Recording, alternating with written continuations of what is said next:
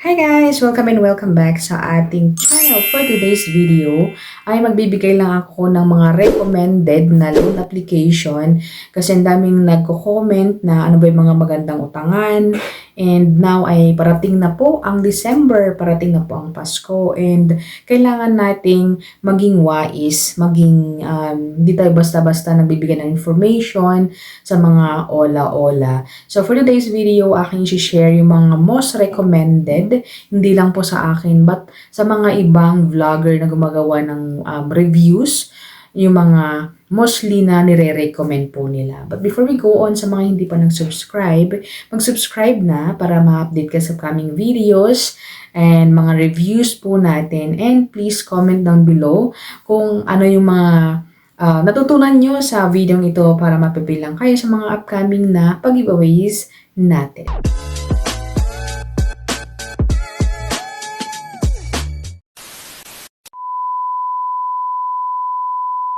Alright, welcome and welcome back sa ating channel. So, ayun na nga, magbibigay tayo ng mga most recommended na application, na online lending application na fast approval, no harassment, and hindi lang po siya pa 7 days yung loan term.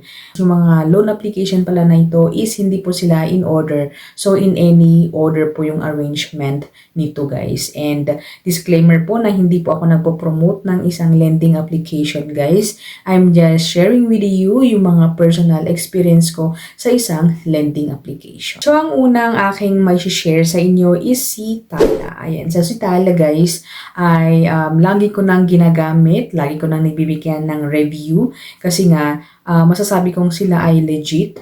Ayan, though for me, yung na-experience ko is mabagal silang magbigay ng credit limit. Ayan, mahirap silang magtaas ng credit limit. But, sila po ay legit na legit. Nagre-report sila sa CIC and sa SEC, guys. And nagpapautang sila up to 25,000 pesos. Ayan, and sa loan term naman nito ay loan up to or payable up to 30 or 60 days na ngayon. Kasi before guys is 30 days. Pero ngayon, bonggang-bongga 60 days na po yung loan term ni Tala. So, yung mga pwede sa kanila guys na ID, ayan. So, naglista ako para ma-share ko din naman sa inyo. So, UMID, SSS, Postal, Passport, Driver's License, Voters ID, and yung National ID. So, si Tala guys ay fast approval din siya. Ayan, nag-try lang ako nung wala akong gagamitin sa bills. And yun na nga, at na-approve agad-agad po ang ating application sa kanila. Ang next naman guys na akin may share sa inyo ay walang kupas-kupas, si Online Loan Pilipinas. Ayan. Online Loan Pilipinas na pag first time ay 0% interest and buo po yung makukuha natin na amount. Ayan. And meron sila yung option para i-check natin and mababa po yung mga bawas pag sa second loan na po natin. So, si Online Loan Pilipinas ay powered by Online Loan Pilipinas Financing Incorporated. And sa pag first time mo is up to 7,000 yung mautang and 0% interest. Ayan, sabi dito, in just 3 minutes ay approve na ang ating or okay na ang pagpaprocess ng loan and ma-approve in just 30 seconds. O diba ang bilis? So, super bilis po sila. And ang loan term nila pag first time is up to 14 days. Ayan. So, yung mga ID naman na pwede dito guys is passport, driver's license, PhilHealth ID, SSS, Postal, UMID, Philippine ID, and PRC, and then TIN ID, and yung Voters ID. So, kagandahan din nito is pwede ang ating TIN ID. Ayan. So, mostly yun po yung merong ID. So, goods na yun guys. And then, next po natin is si Mabilis Cash. Ayan. So, Mabilis Cash ay isang lending application na masasabi kong okay siya, pero moody. Ayan. Kasi nga, biglang tataas yung loan limit mo, tapos biglang bababa. Ayan, so that is based on my experience. Kasi nga medyo ang laki, tapos biglang bumagsak ng 2,000 pesos. So anyway, Mabilis Cash is powered by Mali Lending Corporation. Ayan, and nagpapautang sila ngayon up to 40. Kasi nung first time ko is up to 30,000 ata yun or 25,000. But anyways, ngayon is bonggang-bongga up to 40,000 pesos. And fast approved din sila guys.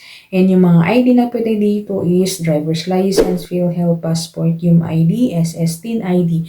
So again, pwede ang TIN ID po dito. And yung health card natin or yung PhilHealth ID natin. And then, ang next po natin is si Peso Ready. Ayan. So, madalang ko nang nakikita to, pero masasabi kong okay naman siya kasi naasahan ko naman to noon nung mga time talaga na down po tayo. Inatulungan po tayo ni Peso Ready.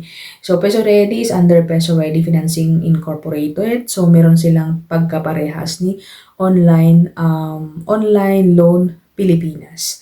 Ayan, so sila naman ay nagpapautang up to 8,000 pag first time and then 0% interest pag first time. So legit po yun na 0. So mga ID na pwede dito, driver's license, PRC, passport, PhilHealth, and yung Philippine ID natin, postal ID, SSS din ID UMID, and yung voter's ID natin. Ang next po natin is si Digido. So, si Digido ay isang legit din na application, though medyo malaki yung mga interest. Ayan.